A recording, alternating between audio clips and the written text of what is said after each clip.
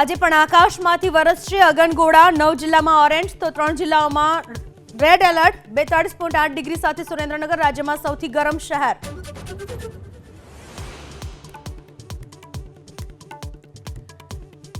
મહિનાના અંતમાં જાહેર થઈ શકે નવા જંત્રી દર। 30 થી 50% ઘટાડાના સંકેત। મુખ્યમંત્રી સ્તરે આગામી દિવસોમાં લેવાશે અંતિમ નિર્ણય।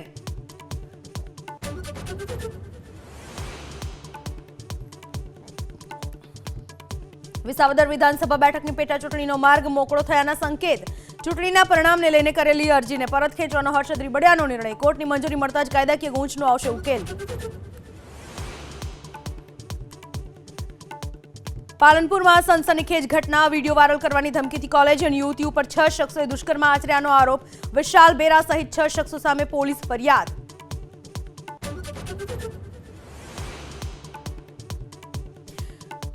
પાલનપુરમાં લાંચિયા નાયબ કલેક્ટરના બેંક લોકરમાંથી નીકળ્યો સોનાનો ખજાનો। 75 લાખની કિંમતના સોનાના બિસ્કિટ અને દાગીના જપ્ત। હજુ તપાસમાં થઈ શકે છે મોટા ખુલાસા।